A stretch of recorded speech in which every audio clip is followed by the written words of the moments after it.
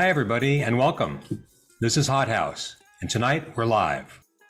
Hot House is a presentation of Greenville Press and CreativeOutletPortland.org. I'm your host, Patrick Howard.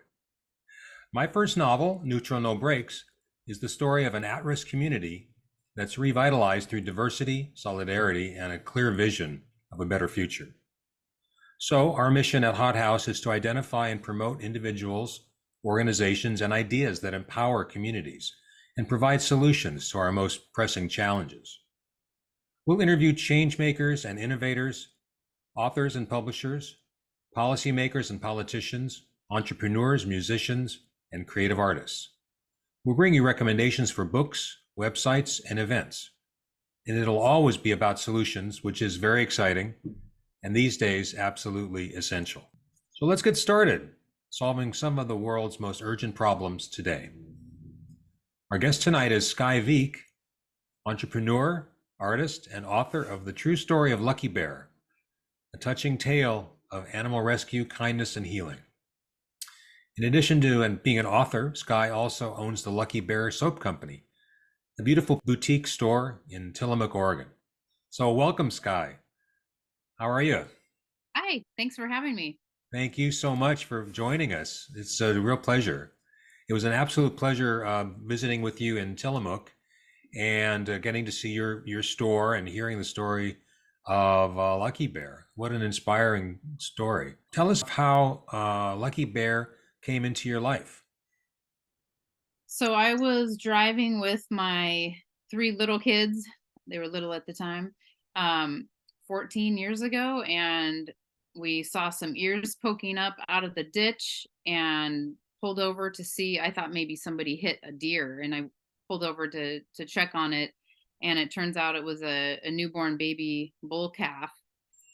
And a few minutes later, my farmer friend Todd happened to drive by, and I flagged him down and said, "Hey, you need to help me uh, find the farmer who lost this baby. He obviously fallen out of a truck and was in pretty bad shape and was grinding his jaw, which means that cows do that when they're in pain." And he said, "Oh, this is a baby bull. The farmer doesn't want him back." So I said, "Okay, well, you need to help me scoop him up. I'm going to take him home with me." And so he called his brother, and his brother brought a pickup down, and we crammed the three kids in the front of the cab with his brother, and I jumped in the back and held Lucky Bear, and we took him home, and I put him in an extra dog kennel that I had and pulled a bunch of grass. It was summertime, and just kind of made him a little nest, and gave the vet a call, and it was an after hours holiday vet visit, and she said, "Yeah, he's in pretty bad shape. He probably won't make it through the night." Oh, So, we just wrapped him in a little wool blanket, and my friend Farmer Todd gave us a bottle and some powdered milk to add to the water, and gave us instructions because the feed store wasn't open since it was a weekend. And by the second day, we woke up, and Lucky was screaming and he was hungry, and we yay. bottle fed him 4 times a day for 4 months. And Wow. yeah, and we raised him with our three dogs, and so he kind of grew up thinking he was a dog, and now he's 14 years old, so Wow. he's That's doing great. great. Now he hangs out with two goats. Our dogs have since passed away, but he hangs out with Maple and Cedar, his little goat buddies. That's great. What inspired you to write the book? It's a great book. I really enjoyed it. It's not just for children.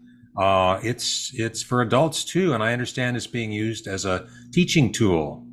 Yeah, so here's baby Lucky Bear and my kids 14 years ago. Yeah, What I have a inspired me, graphic of that. I'll put it up. so many people said, "Oh, you should write a book. That's an amazing story." And people asked, "Did that really happen? Is he real? Is he still alive?" So I wrote it as a children's book, um and included a little background of our three rescued dogs that we had at the time. And yeah, I sold the book to people in several different countries, and and librarians and teachers have purchased them for their classrooms, and it's been a good educational tool. A lot of people don't know how the dairy industry works, and that the farmers don't want the baby bulls, and so this little guy got to have a happy ending. Oh, that's great. Tell us about your activities in animal rescue. I know that's something you're very passionate about.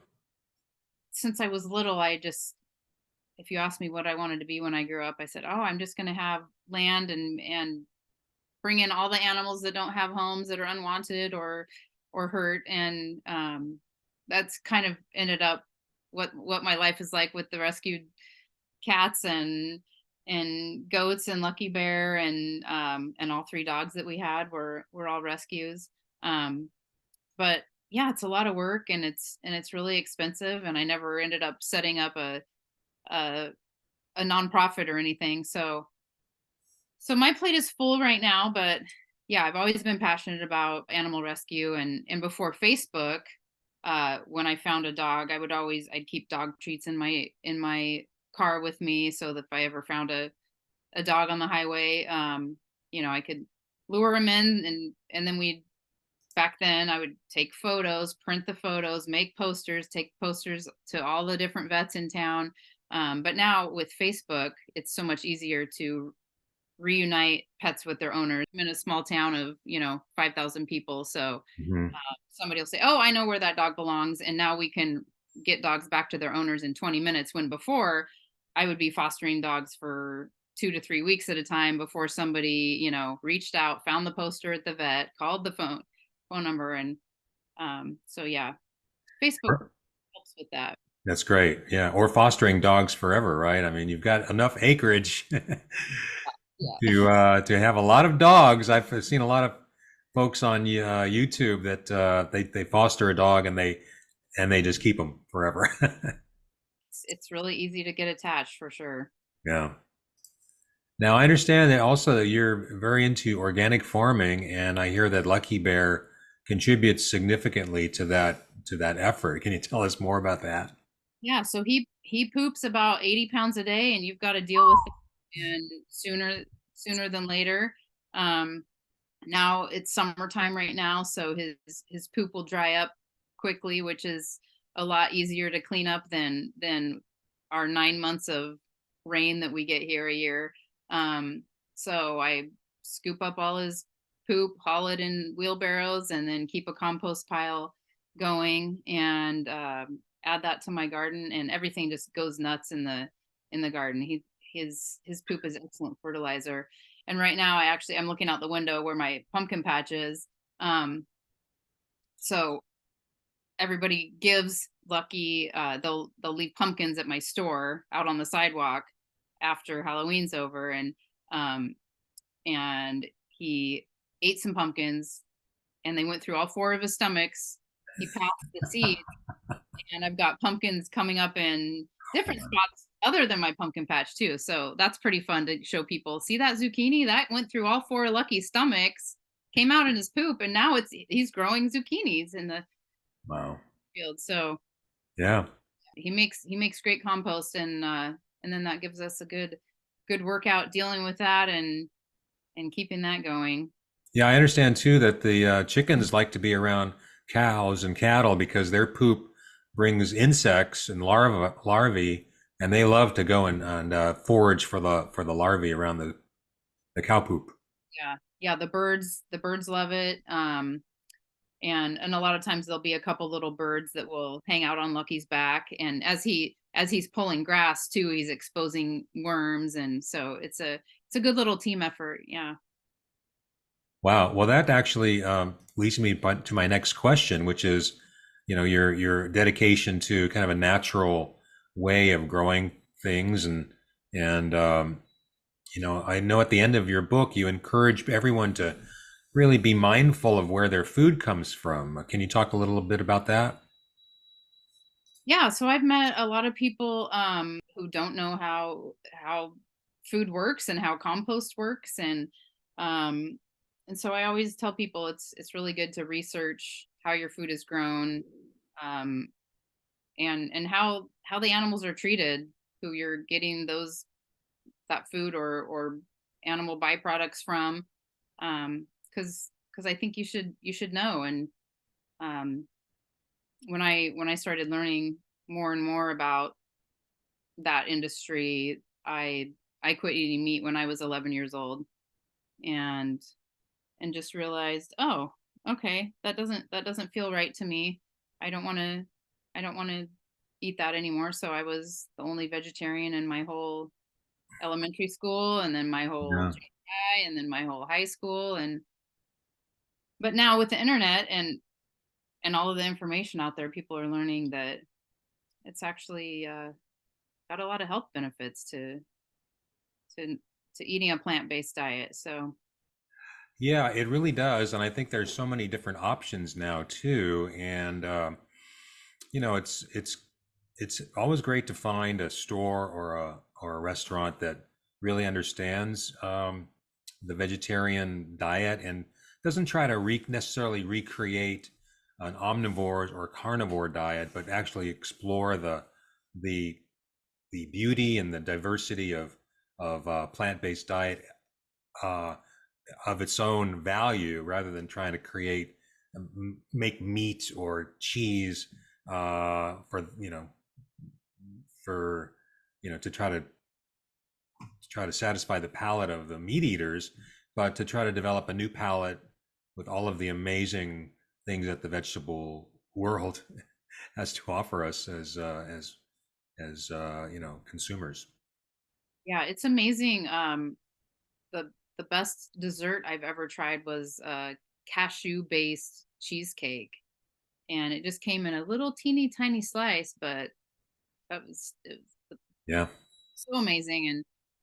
And yeah, with again with the internet, with Pinterest, with all of these recipes, you can just find recipes with videos that make it so easy to try this stuff out on your own, Yeah. and you've got access to all of these ingredients. So Yeah.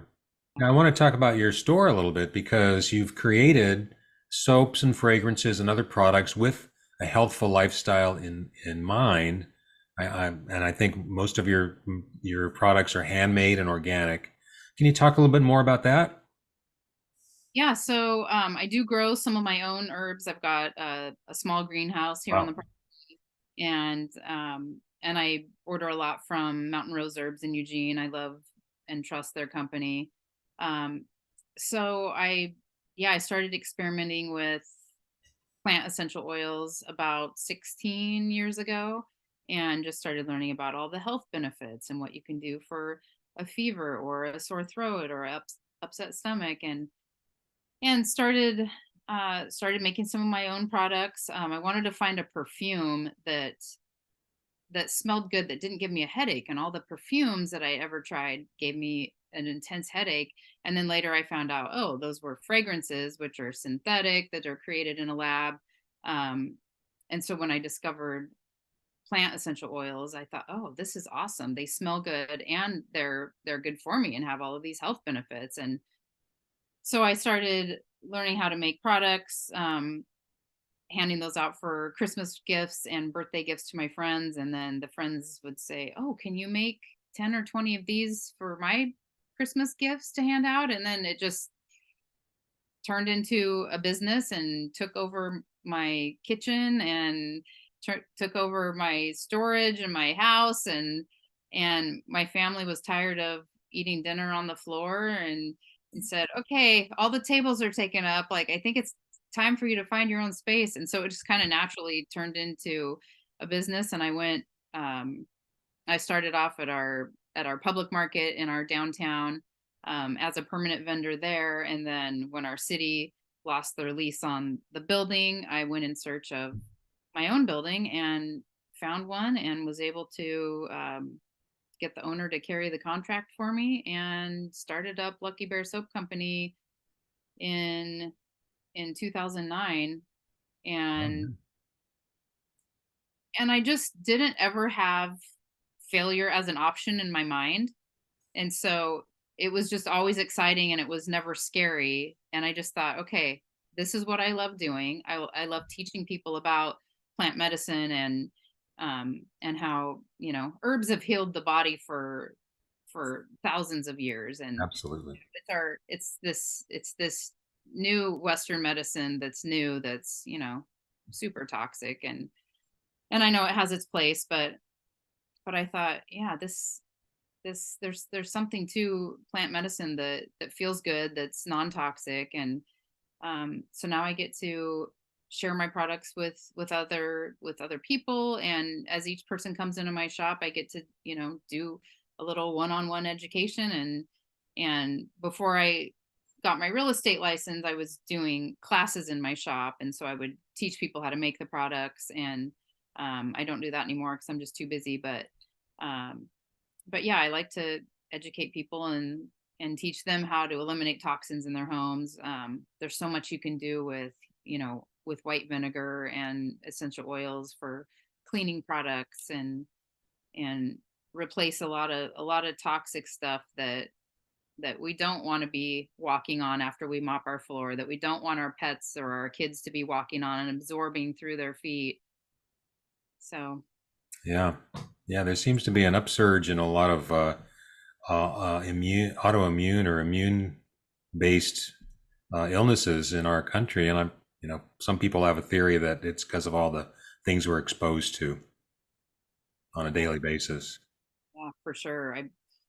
I've had customers come in and say, oh, I've got these headaches all of a sudden and I can't figure out what they're from. And so I'll help them go through, okay, well, what are you doing for, are you using fabric softener? What kind of soap are you using on your clothes? People forget that all of these products that end up, whether they're on your clothes or if you're putting them on your skin, you're absorbing them right away. And, your skin's your largest organ, of course. So anything touching you, you don't want it to be full of formaldehyde and all these yucky chemicals that are in, I won't say names of products, but that are in way too many products Yeah. that are available on the shelf. Yeah. Well, Skylar, anything else you want to share with us about your farm or your other activities, your animal rescue activities? Any kind of a call to action that you'd like to share with us? During the summertime, when it's not too wet and muddy on the property, sometimes after I close up, I'll have I'll have guests that are in town for a few days come and visit Lucky Bear. So if anybody ever wants to come and bring some treats, he loves apples and carrots, and after Halloween time, he loves pumpkins. So people can come and meet him and the goats and share some treats with him. And we just converted we have a 2-story stick built shop that we just converted into a house. And so next step, it looks like we might get a conditional use permit and do a bed and breakfast there. And then we can add Lucky and the farm experience for the people who stay, and they can see the whole process from the seeds that get started in the greenhouse to the garden, and they can learn how to use a pitchfork and help scoop some poop and learn all about compost. Well, thank you so much, Sky. This has been really an amazing journey with you. And if people want to get in touch about Lucky Bear and to get your book and to learn about more about you and about your store, how should they get in touch? So if you're ever on the coast, and you can come to downtown Tillamook, and I've got my shop on Second Street. You Okay. can stop in, and I'm open Wednesday through Saturdays. And then if you'd like to order online and have anything shipped, you can go to Etsy and just search Lucky Bear Soap and order through there. And I ship anywhere in the United States. And if you'd like to follow Lucky Bear Soap and see some great photos and videos of Lucky and the goats, there's some pretty funny ones on there. You can go to Lucky Bear Soap on Facebook or Instagram. That sounds great. So Facebook, Instagram, Etsy, all under Lucky Bear Soap. Yep. If you just Google Lucky Bear Soap, it'll all come up. Okay, and we'll get some graphics at the bottom when we put this up on our YouTube channel. I want to thank you again. It's been great speaking with you, and thank you all for joining us tonight. Hot House will be an ongoing forum. It will be live streaming monthly. We'll be taking your questions and comments. We want to get your perspective on how you are making things better where you live.